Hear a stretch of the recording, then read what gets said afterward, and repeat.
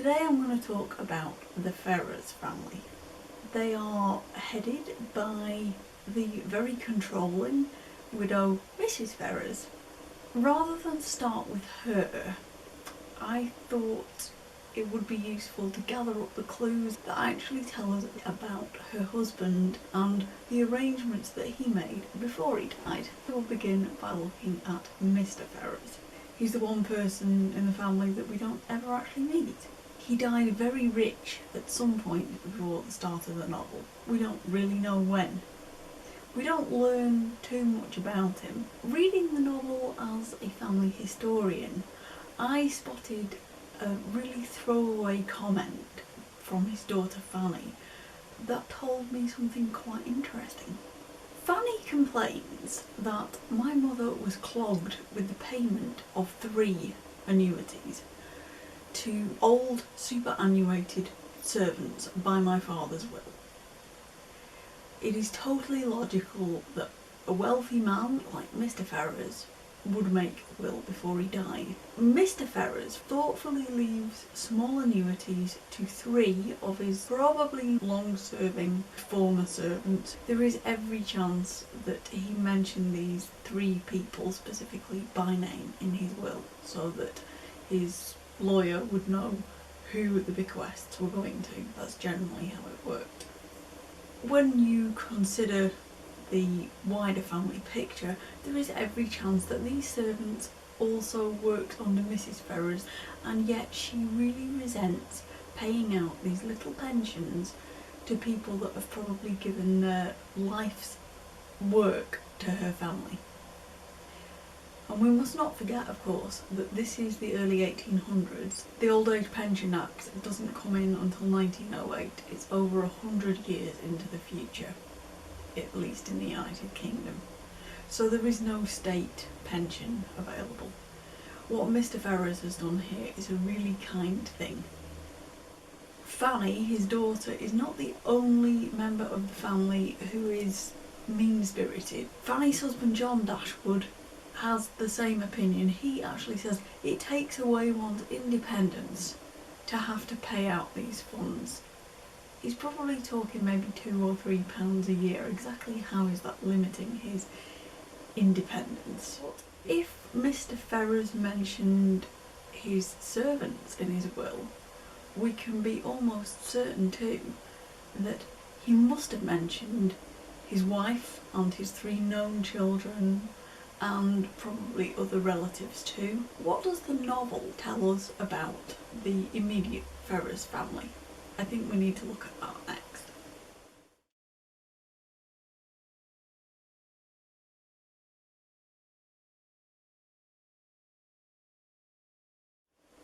Mrs. Ferrars is only ever referred to by that name in the novel.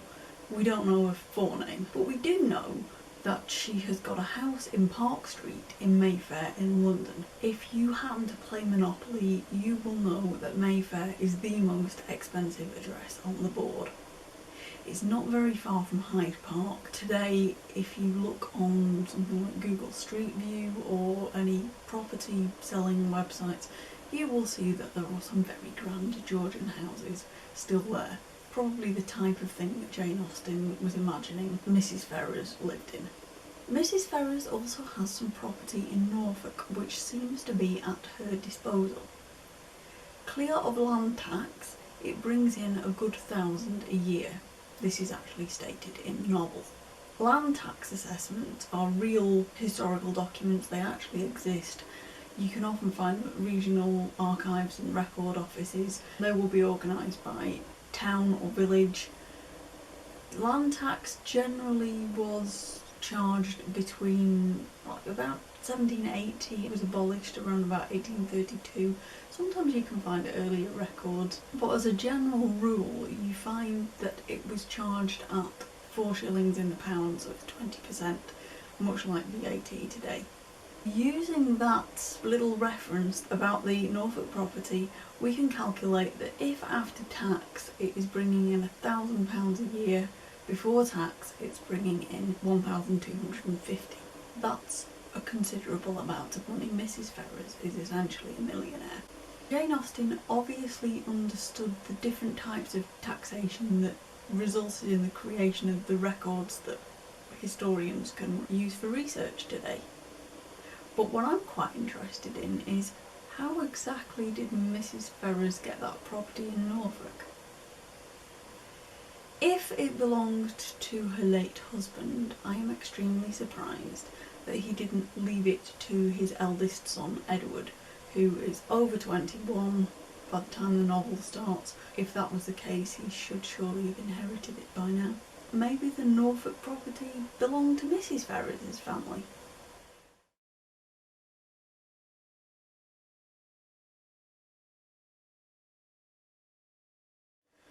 Technically speaking, the law of the land should mean that when Mr. and Mrs. Ferrars got married, Mr. Ferrars should have acquired everything that his wife brought with her to the marriage.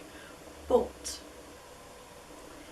if Mrs. Ferrars was from a wealthy family, her family might have also had the foresight to draw up some kind of marriage settlement. That estate in Norfolk might have been part of her dowry, in fact. There may have been a clause in her marriage settlement to say that the property would revert to her if she survived her husband. One thing we are in absolutely no doubt about is that Mrs. Ferrars is very, very rich. Her greedy son-in-law, John Dashwood, shamelessly tells Eleanor, his half-sister, how Mrs. Ferrars puts banknotes into Fanny's hands, her daughter, to the amount of £200. £200 in 1798. John is really grateful for this because we must live at great expense while we are here, in London that is. As a comparison, if you happen to own a pet dog, it is estimated by modern calculations that you will spend £21,000 over the course of its lifetime on food and vet's bills and toys and whatever else you need to keep the dog comfortable for its entire lifetime. That's a lot of money. Eleanor and her sisters, meanwhile, have inherited a fairly modest £1,000 each. So John Dashwood is showing no sensitivity whatsoever here. And I love the fact that Eleanor quite rightly replies with the comment, "Your income is a large one." But I hope that Mrs. Ferrars did draw that £200 out of a bank if she's giving it to her daughter in notes. She may be rich, but she's also rather prone to using that wealth to make her adult children do what she wants, which I think is a good time to look at another question that sprang to my mind when I was reading the novel.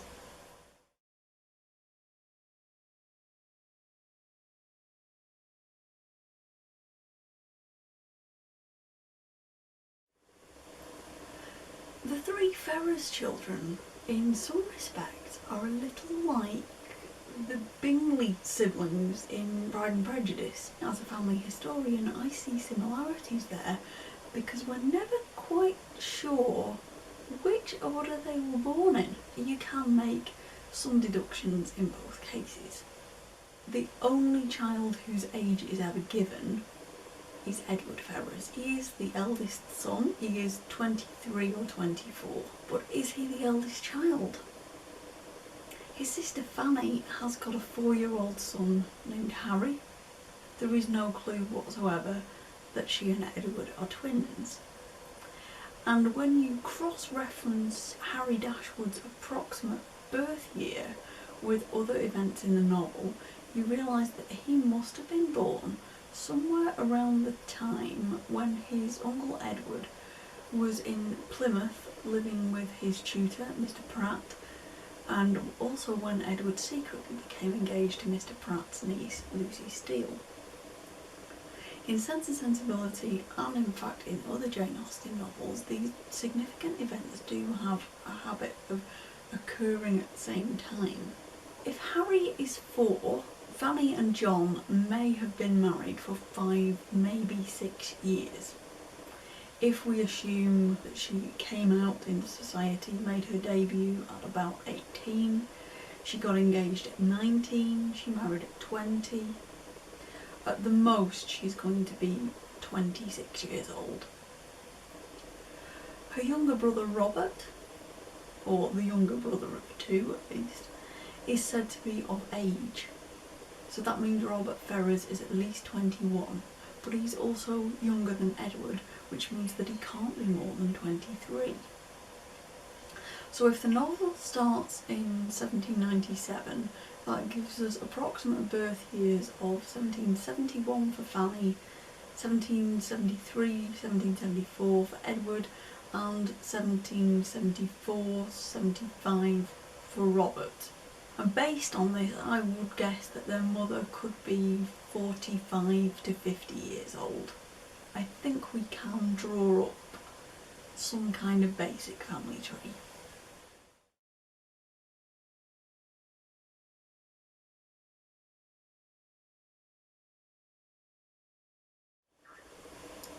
To say that the Dashwoods are really supposed to be the focus of Sense and Sensibility, it is astonishing how much you actually learn about the characters that they become associated with, most particularly the Ferrars family.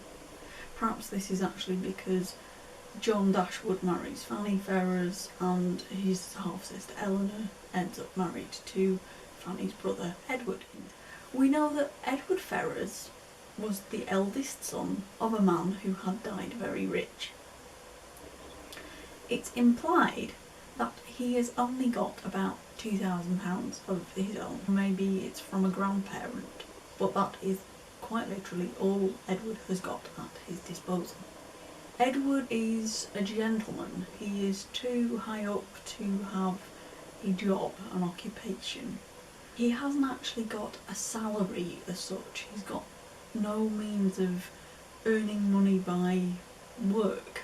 He was tutored privately, as many of the gentry were, rather than attending a public school. That would be another option, as his brother Robert was. When Edward was 19, he became engaged to Lucy Steele. This actually didn't take place until a year after he finished being tutored by Lucy's uncle, Mr. Pratt.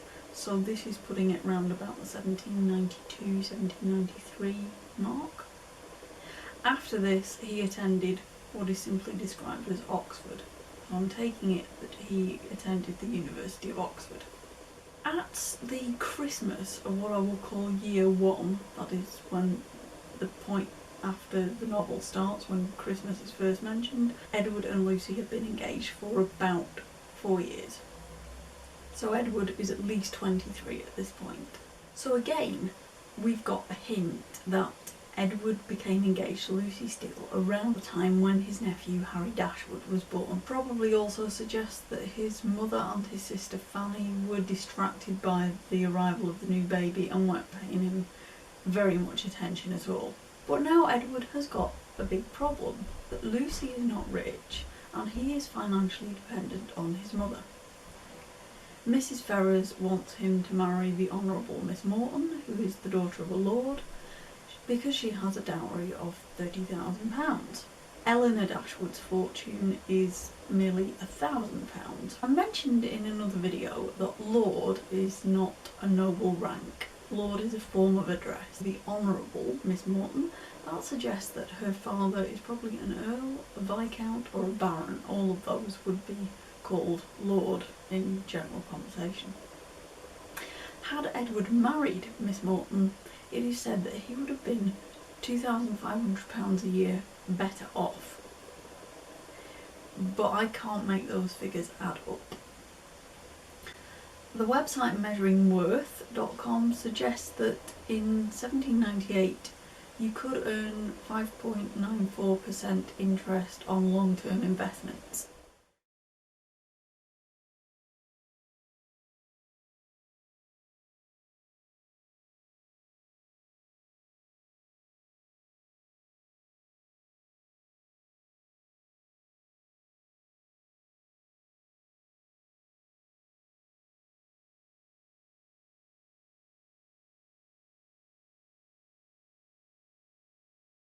So perhaps this £2,500 is just an approximation. Perhaps Jane Austen was actually working off slightly different interest rates. Maybe it was going to be topped up some other way. I'm not quite sure, I just know that I can't make the figures add up. Now a bit older and wiser, Edward has matured. He realises that Lucy was a youthful infatuation, a bit of a crush. She's not really the right girl for him. And yet he remained committed to his promise to marry her. Why does he do this? I think there are two reasons. Firstly, it's a plot device. It is trying to show that he is a good character.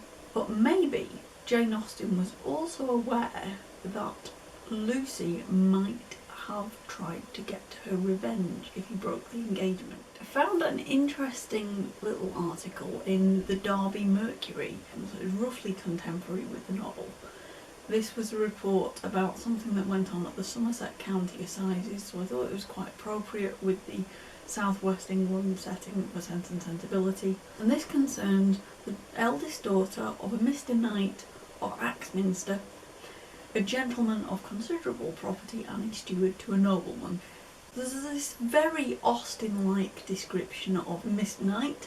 She's about 27 years of age, extremely beautiful, highly accomplished, and of most engaging manners. Miss Knight had been engaged to an Anglican clergyman, Mr. Tucker. But after Mr. Tucker's father died, some dispute arose between him and Mr. Knight, Miss Knight's father. It resurfaced, things got very acrimonious, and Miss Knight vowed that she was never going to have anything else to do with Mr. Tucker. Mr. Tucker moved on. Within 18 months, he was married to another lady who was in possession of a very small property. As compensation for breaking off the engagement with Miss Knight, Mr. Tucker did offer her father £1,000. Nevertheless, the case went to trial. After 7 hours in which Mr. Tucker's letters to Miss Knight were read out in court, the jury actually came out on Mr. Tucker's side, but only after everything had been discussed in public. So if somebody had been willing to pay Lucy Steele's legal costs, she could potentially have sued Edward Ferrars on the same grounds. It may well have ended up in the papers, and that would really have upset his mother. When Mrs. Ferrars finds out about all of this, she's upset anyway. She cuts Edward out of her will. Now he has got a problem. He's a gentleman, he's educated, but he hasn't got any practical skills to call. He hasn't got a trade, he hasn't served an apprenticeship. Had he done what his mother and sister wished him to do, join the army, the navy, the legal profession, because they were more glamorous careers, he would at least have had some kind of professional connections to help him find work, keep him employed, maybe would have helped to build up a bit of a fortune. A really good example of that is Captain Wentworth in Persuasion. That's how he builds up his fortune, by being generally successful in the navy. What on earth is Edward going to do now? Early in the novel, he did express a wish to take holy orders and to become a clergyman. This choice was not glittering enough to suit his family. You didn't need to be particularly religious at this point in time to become a member of the Church of England. What you really needed was a personal recommendation from someone who thought you would be suitable.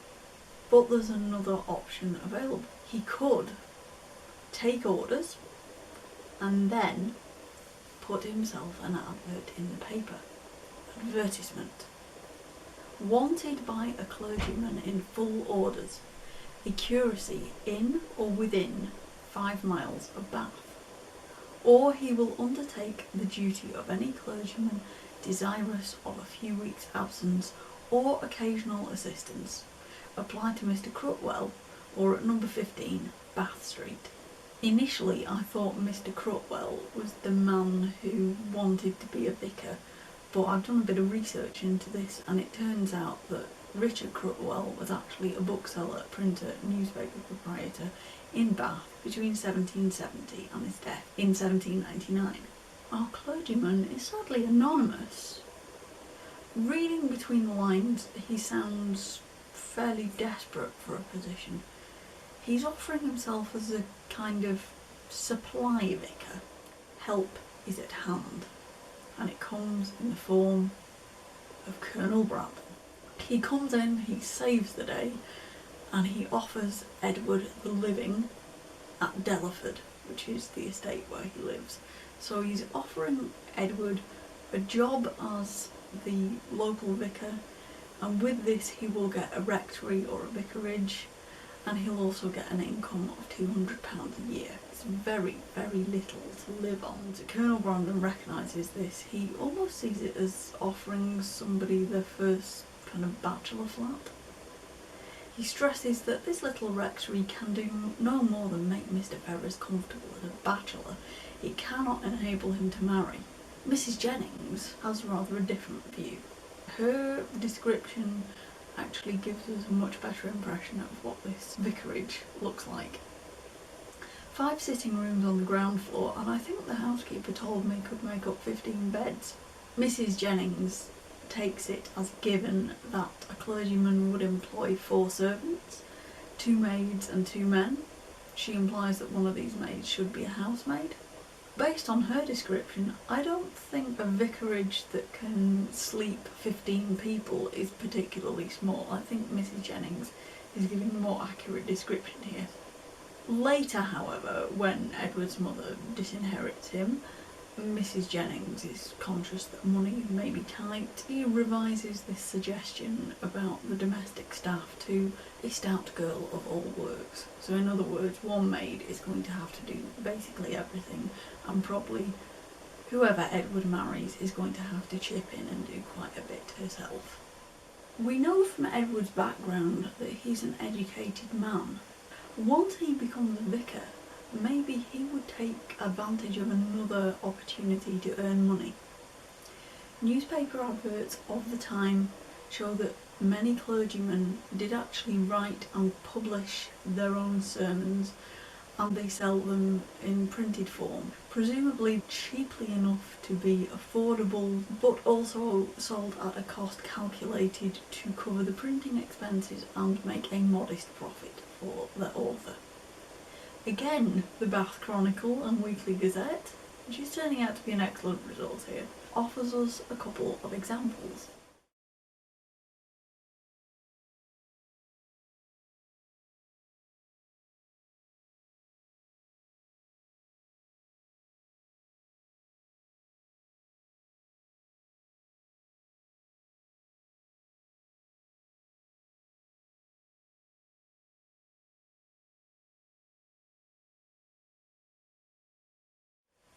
Edward has definitely got options for adding a little bit of extra money to keep his household going. He's making all these plans in order to be able to marry Lucy. What's she getting up to? Realising that Edward can no longer offer that luxurious life, Lucy breaks off their engagement.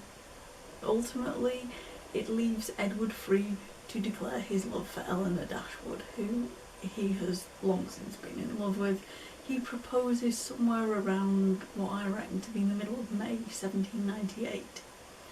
They marry early in the autumn, and by Michaelmas they've moved into the new parsonage, more or less a year after Eleanor and her family arrive at Barton Cottage. Quite a nice symmetry there.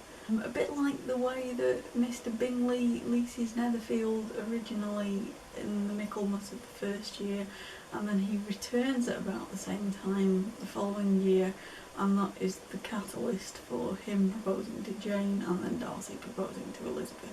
The circle comes round all over again. As I mentioned in one of my Pride and Prejudice videos, Michaelmas was also significant. It's one of the traditional quarter days, it's when the rents were collected, and it also tended to be when properties were leased. So how much do Edward and Eleanor Ferrars have to live on?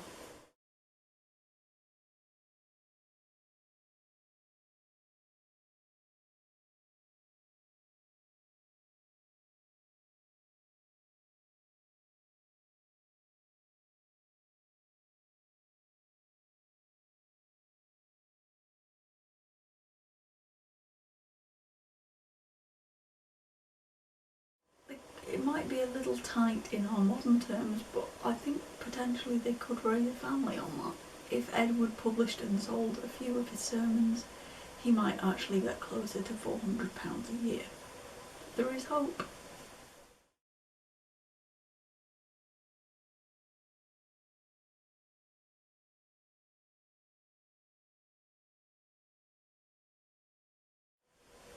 But I can't really finish a video about the Ferrars family without talking about the other brother,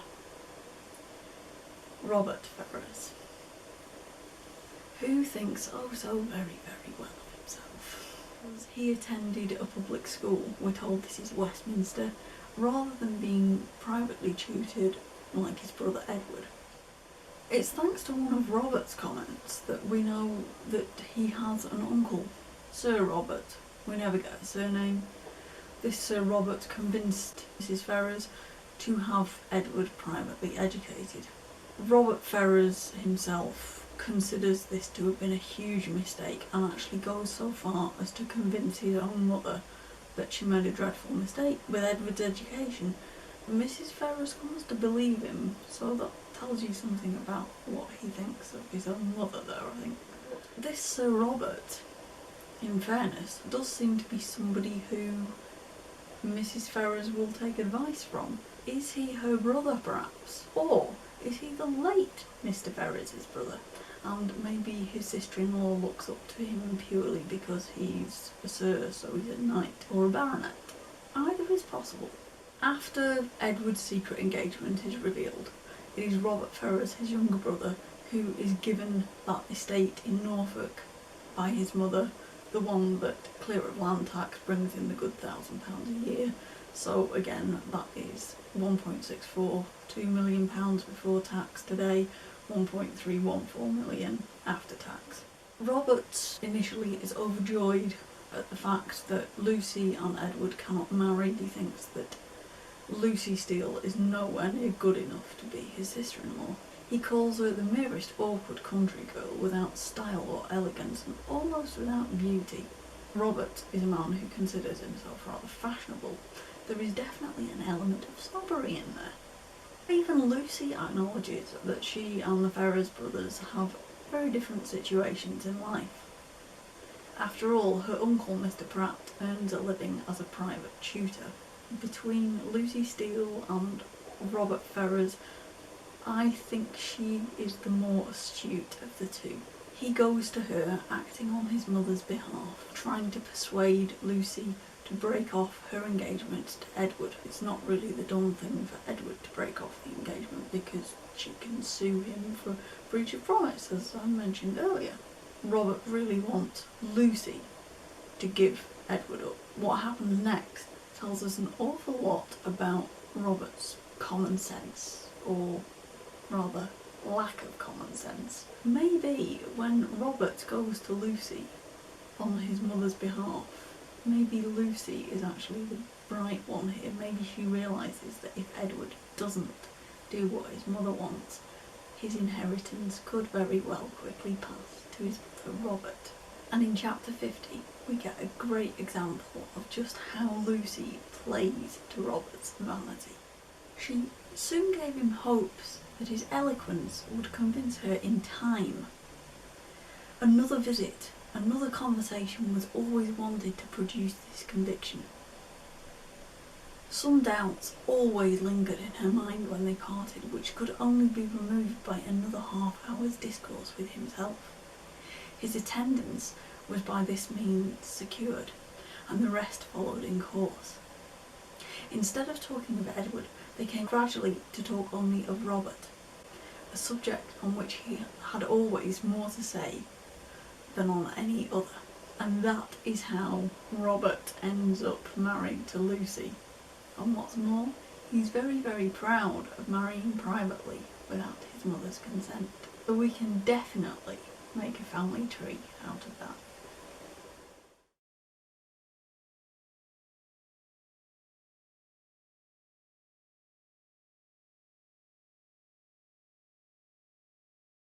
As an Austen fan, I love the fact that Robert's snobby comment about Lucy being an awkward country girl without style or elegance ends up coming back to bite him. She may not have had the expensive education that he did, but he completely lacks the awareness that Lucy is marrying him for his money, which ultimately is what Mrs. Ferrars and his sister Fanny were afraid of all along. And Lucy is quite content to play the long game. If she has to wait 30 years or however long Mrs. Ferrars lives to enjoy the family wealth, that's what she's going to do. Mrs. Ferrars, Robert, Lucy, Fanny, Edward's a bit more of a major character. From a family history perspective, they are really interesting characters.